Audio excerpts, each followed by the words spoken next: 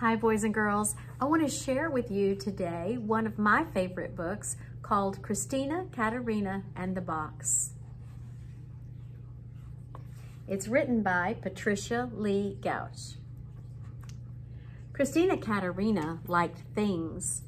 Tin cups and old dresses, worn out ties and empty boxes. Any of those things, but mostly boxes. Hat boxes, bakery boxes with see-through lids, and shoe boxes. Best of all, she liked big boxes. So she was happy indeed one sleepy summer day when even her sometimes friend Fats Watson was out of town to see a truck deliver a great tall box. It came on a refrigerator. "Oh, how grand and new," Christina's mother said, looking at the refrigerator. "It is. Oh, it really is," said Christina, looking at the box. And she quickly claimed the box for her own and dragged it under the apple tree. To Mother, who was very neat and tidy, it seemed that boxes were for the basements and trash barrels, not for front yards under the apple tree. But she decided that it couldn't hurt. It couldn't possibly hurt for one day or two to have the big box in the front yard there under the apple tree.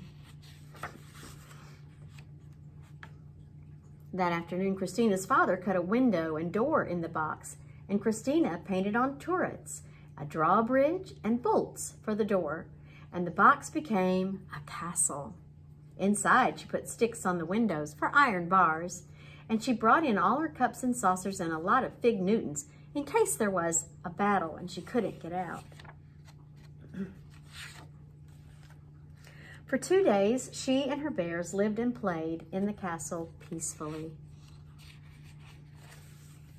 Until Fats Watson came home. He sneaked into her castle while she was out to lunch and ate all her fig Newtons, and she locked him in until he hollered, "I'm sorry," 15 times. When she finally let him out, Fats gave Christina's castle a kick and knocked it over on its side.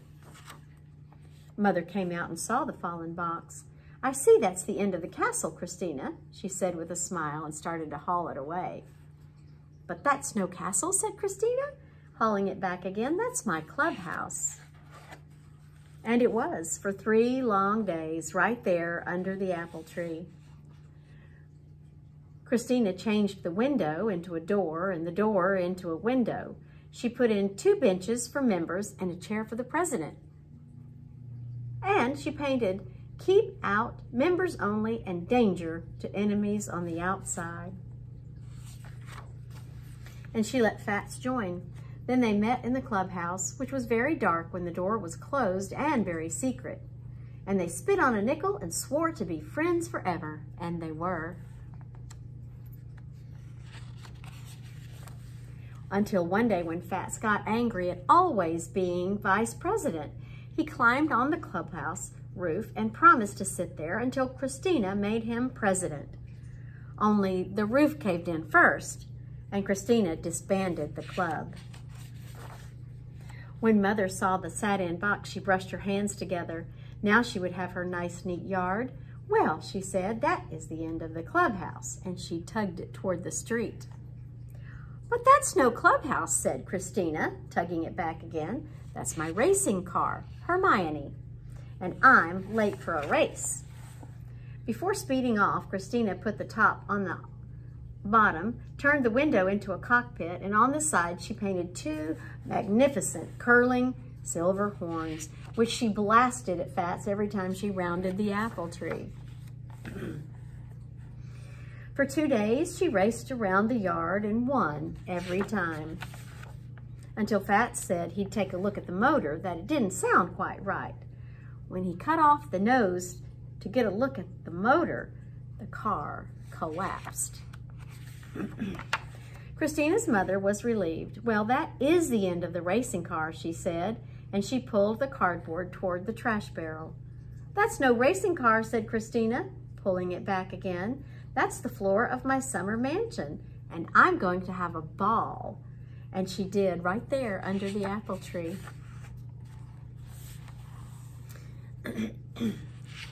She padded out the box out flat and drew furniture on each flap, a stove and a refrigerator for the kitchen, a bed for the bedroom, and a grand piano and violin for the living room, so there would be music for her ball. Then she and her bears and Fats dressed up in gowns and high heels, and they invited kings and queens and some presidents and one vice president to come.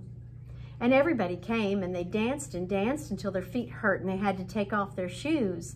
Even without shoes, Christina had a wonderful time. Until Fats decided the floor needed scrubbing. He sprayed it down with a garden hose and mopped it until the floor puckered and grew lumpy and finally fell apart. When Mother came out a little later and looked at her front yard, she shook her head and said, "Well, and then is this the end of your grand floor?" "What floor?" asked Christina, who was running by. "Oh, you mean that old raggedy box? Let's do throw it away."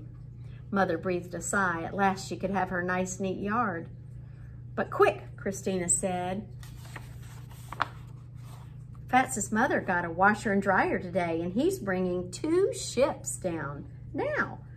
I said my mother wouldn't mind a bit if we sailed them here in our front yard, right under the apple tree. And so they did. The end.